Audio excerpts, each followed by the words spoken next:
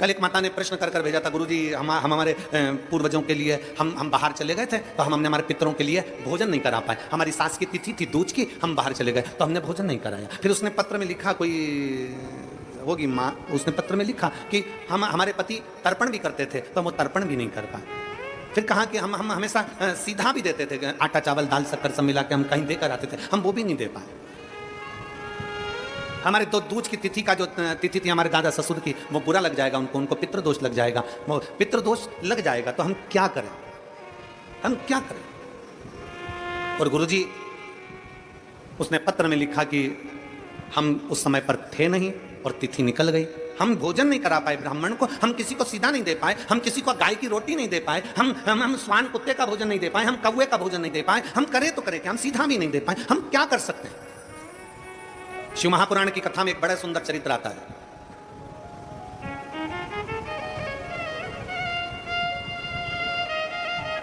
जब भगवान देवादिदेव महादेव विराजमान थे, पितृलोक से पितरों के स्वामी आर्यमा, पितरों के स्वामी आर्यमा लेकर आए थे कौवे पर बिठाकर और पृथ्वी पर उनको छोड़ा गया। कितने दिन के लिए? जम के बोलो, 16 दिन के लिए। बहुत ध्यान से सुनना कथा को। 16 दिन के लिए पृथ्वी पर पितरों को आर्यमा स्वामी ने, पितरों के जो स्वामी थे आर्यमा, कौवे पर बिठाकर लाए और उनको सारे पितरलोक के जितने जीव थे सबको पृथ्वी पर छोड़ दिया। पितरलोक पूरा खाली, पितरलोक पूरा खाली, पूरा खाली। सारे पितर पृथ्वी पर आ गए, सारे पितर। अब पितर पृथ्वी पर आए, आर्यमा स्वामी पितरों के देवता कौवे पर लेकर आए, नीचे छोड़ दिया पृथ्वी लोक पर, मृत्यु लोक पर। यह पृथ्वी लोक किसका? वैकुंठ भगवान विष्णु का है, ब्रह्मलोक ब्रह्मा जी का है, इंद्रलोक इंद्र का है, गरुण लोक गरुण का है, वरुण लोक वरुण का है, सर्पलोक सर्पों का, पताल आदि सबका। यह पृथ्वी किसकी है? जम के बोलो, ये मृत्यु लोक का स्वामी कौन है? देव अधिदेव महादेव। मृत्यु लोक का स्वामी कौन? भगवान शंकर, भगवान शिव। जब आर्यमा स्वामी पितरों को लेकर आए, पृथ्वी पर लाकर छोड़ा, भगवान शंकर के सामने जाकर आर्यमा स्वामी ने कहा, बाबा भोलेनाथ शंभु त्रिकालदर्शी कैलाशी अविनाशी है शिव, कृपा करिए। शंकर भगवान ने पूछा, क्या बात है आर्यमा? आर्यमा क्या हुआ? आर्यमा स्वामी ने कहा, बाबा भोलेनाथ 16 दिन पितरों के पूर्ण हो जाएंगे, अमावस्या के दिन पितर अपने अपने पितृलोक में चले जाएंगे, सारे पितर पितृलोक में पहुंच जाएंगे, सारे पितर। आज पितरों की चतुर्दशी है, 14 से, कल अमावस्या है। बहुत सावधानी से सुनना, पूरे राष्ट्रवासियों से निवेदन है, इस कथा का स्मरण रखिएगा, अपने बच्चों को भी सुनाना, और टीवी चैनल की ये क्लिप अगर मिल जाए तो सारे विश्व में पहुंचाना कि ये पितरों का स्वामी आर्यमा स्वामी क्या कह रहा है। पितरों के स्वामी आर्यमा स्वामी कहते हैं, प्रभु प्रभु, हे शिव शंकर, हे ओघड़दानी, हे भोलेनाथ, हे त्रिकालदर्शी कैलाशी अविनाशी, आपसे निवेदन है, 16 दिन श्राद्ध में पितृलोक पूरा खाली हो गया, पितरों को लाकर मैंने मृत्यु लोक में छोड़ दिया। सारे पितृ, सारे पूर्वज जितने मर कर चले जाते हैं वो 16 दिन पृथ्वी पर आकर इन जीवों के रूप में फिरते हैं, दिखते नहीं हैं, जीव के रूप में रहते हैं, अणु जैसे। आपको क्या कहें, आप में से किसी ने एक आध बार ऐसा करा है क्या कि धूप में से कांच की रोशनी को छांव में दिखाओ? किसी ने करा है? धूप की रोशनी में से, कांच में से छांव में दिखाओगे तो वो जो रोशनी जा रही है ना, उसमें छोटे छोटे कण नजर आते हैं। किस किसने करा? जरा हाथ उठाओ जरा। हमने बचपन में करा है।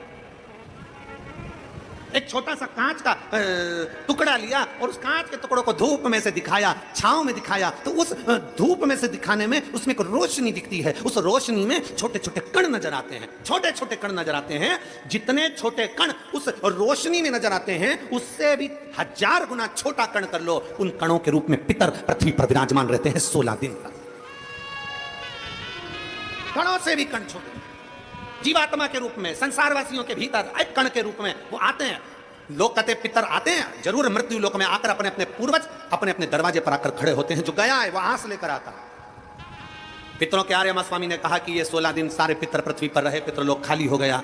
ये सब पितृलोक से आए हैं, इनके परिवार वाले भोजन देंगे, ये आस लेकर आए हैं। क्योंकि जैसे घर की बहू को सास से आस रहती है कि मेरी सास मुझे सोने की अंगूठी देगी, मेरी सास मुझे पायल देगी, मेरी सास मुझे वस्त्र देगी, मेरी सास मुझे ये देगी, उसी तरह घर के जो जीव चले गए, जो मर गए, जो शांत हो गए, जो चले गए, उनको आस रहती है कि हमारे घर का पर पोता, हमारे घर का पोता, हमारे घर का बेटा, हमारे घर की बेटी, हमारा दामाद, हमारा रिश्तेदार हमको भाग देगा। पहले घर जाते हैं, वहां नहीं मिलता तो नाना के घर जाते हैं, वहां नहीं मिलता तो फिर दूसरे बेटी दामाद के घर जाते हैं, कहीं से कुछ मिल जाए। तो आर्यमा स्वामी ने कहा अपने भोले बाबा से, हे शंभु, हे त्रिकालदर्शी कैलाशी, ये 16 दिन श्राद्ध के पितृ रहते हैं पृथ्वी पर, आखिरी में अमावस्या के दिन ये अपने घर को जाते हैं। बाबा, इनमें से कई पितर ऐसे हैं जिनको भोजन नहीं मिल पाता। जैसे उस बहन ने लिखा कि मैं नहीं थी।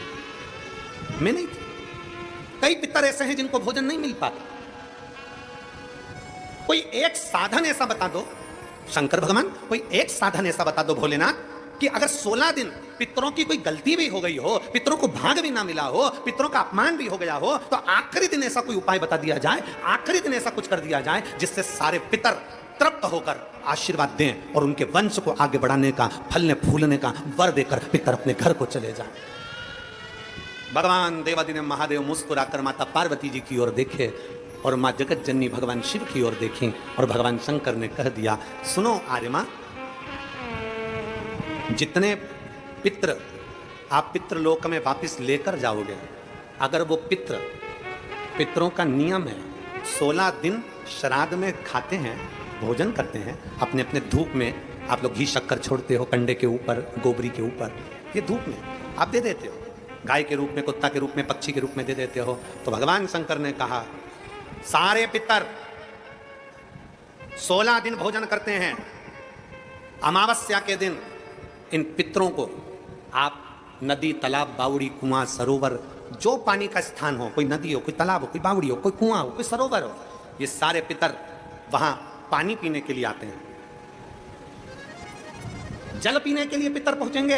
अपने गांव में जो नदी है, तालाब है, बावड़ी है, कुआं है, हैंडपंप है, हाथसी है, जो है उसके पास में ये जल पीने के लिए पहुंचेंगे। तो सुनो आर्यमा स्वामी, अगर संसार में रहने वाला मनुष्य पितृपक्ष की अमावस्या को, पितृमोक्ष अमावस्या को, जो कि कल 2 अक्टूबर की है, पितृपक्ष की अमावस्या, पितृमोक्ष अमावस्या जो कि कल 2 अक्टूबर की है, अगर पितृपक्ष अमावस्या के दिन प्रदोष के समय पर, प्रदोष का समय जानते हो ना, सूर्यास्त के समय जब होता है प्रदोष का समय, अगर घर का व्यक्ति एक घी का दीप लेकर उस जलाशय, नदी, तालाब, बावड़ी, कुआं, हैंडपंप जो उसके पास में हो, जो जलाशय पास में हो, वहां पहुंचकर प्रदोष काल में दक्षिण की ओर दिया जो लगेगा उसमें बत्ती लंबी लगेगी, गोल बत्ती नहीं। कौन सी बत्ती? लंबी बत्ती। लंबी बत्ती जानते हो सब लोग? कपास की जो बाती होती है वो लंबी वाली, गोल बाती नहीं, फूल बाती नहीं, लंबी बाती। कपास की बाती को लंबा कर कर वो बाती घी के दिए में रखकर बाती का मुख दक्षिण का कर कर अगर दीप प्रज्वलित किया जाता है तो वो घर के पितर कभी बद्दुआ नहीं देते, उन पितर आशीर्वाद देकर ही जाते हैं। हमसे अगर अपमान हो गया, भोजन ना करा पाए, भाग ना दे पाए, कुछ तकलीफ हो गई, कोई कष्ट आ गया, हम हमारे पूर्वजों को नहीं पूछ पाए, तो पितृमोक्ष अमावस्या के दिन मतलब कल 2 अक्टूबर को शाम के समय प्रदोष काल में अपने पास में जो नदी हो, अपने पास में जो बावड़ी हो, अपने पास में जो कुआं हो, अपने पास में जो हापसी हो, अपने पास में जो हो तुम्हारे नजदीक में, और अगर कुआं, बावड़ी, हापसी, तालाब कुछ भी नहीं हो तो पीपल का पेड़ या बट वृक्ष या पीपल का वृक्ष या बेलपत्री का वृक्ष, इसके नीचे, अगर तालाब, नदी, कुआं, बावड़ी नहीं है तो उस वृक्ष के नीचे अगर दक्षिण की ओर बाती का मुख कर दिया जाए और वहीं पर बाती को जला दिया जाए, उस दीपक को प्रज्वलित कर दिया जाए और अपने पूर्वजों को प्रणाम कर कर वापिस अपने घर पर आइए, पितृदोष कभी नहीं हो सकता, पितृ शांत ही रहेंगे, पितृ शांत ही रहेंगे। भगवान शिव कहते हैं, सुनो आर्यमा स्वामी, ये प्रदोष काल का समय मेरा, और शंकर भगवान कहते हैं ये मेरा और पार्वती के भ्रमण का समय है।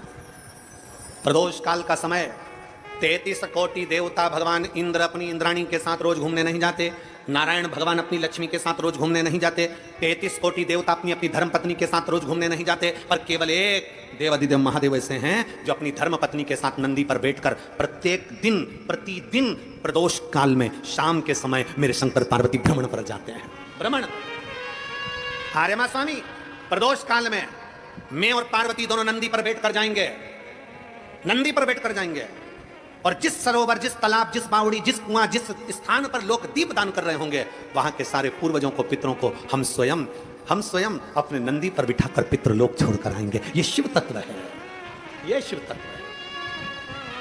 और खाली ना जाता कोई दर से तुम्हारे, खाली ना जाता कोई दर से तुम्हारे, मैं भी खड़ी हूँ नन्ही बाहें पसारे, अपने हृदय से लगा लो, लगा लो, गिरा जा रहा हूँ, उठा लो, उठा लो, भोले अपने दर से अब तो ना टालो, गिरी जा रही हूँ, उठा लो।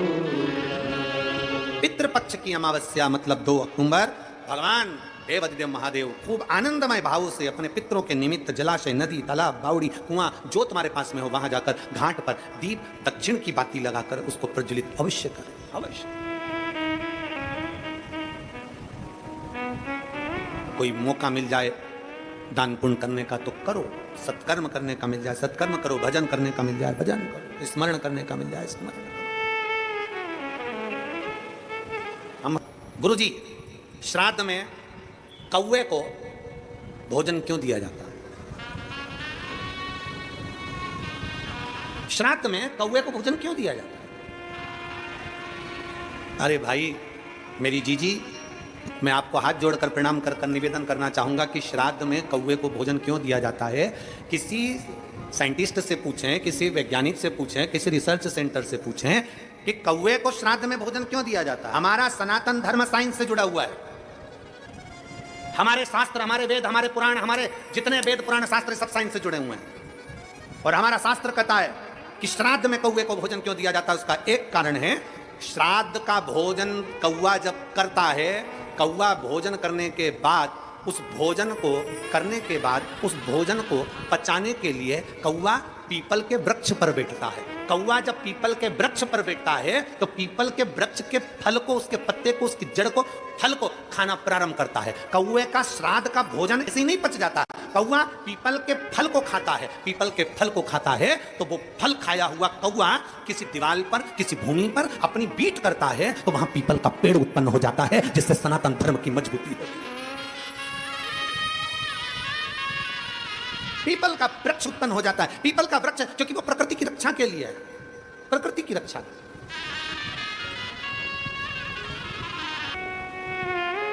श्राद्ध पक्ष का,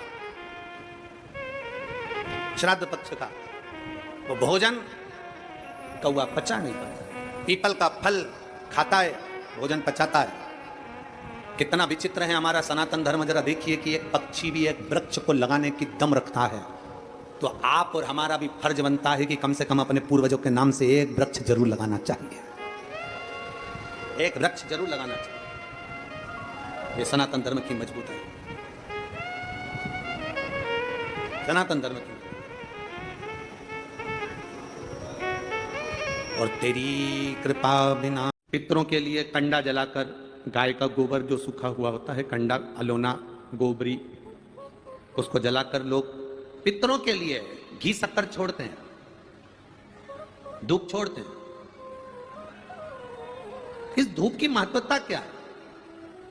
इस धूप को अगर घी छोड़ी जा रही है, शक्कर छोड़ी जा रही है, घी शक्कर अगर दिया जा रहा है अपने पूर्वजों के लिए, अपने पितरों के लिए, तो क्या हमारे पूर्वज, हमारे पितर वो घी शक्कर लेते हैं? हम जो गुड़ छोड़ते हैं, घी छोड़ते हैं, शक्कर छोड़ते हैं, क्या लेते हैं? जरा अच्छे से सुनना। गाय का कंडा, कंडा जानते हो? छत्तीसगढ़ में कंडा ही बोलते हैं कि गोबरी बोलते हैं? गाय का जो गोबर गिरता है, कंडा बनता, चीना बनता, या वो उपला, अलोना, गोबरी, जो समझो आप, वो बन गया। पितरों को घी में गुड़ मिलाकर, शक्कर मिलाकर धूप देते हैं। वो धूप एक आशीर्वाद संसार के लोगों के लिए दे दीजिए कि गाय के गोबर के कंडे पर, गाय के गोबर के चेना पर, अलोनी पर, इस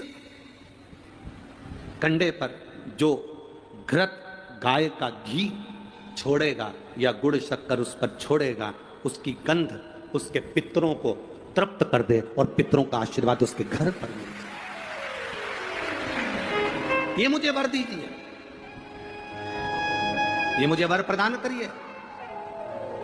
आप लोगों में से कितने लोग हैं जिनके घर में कंडा जलाकर धूप दी जाती है?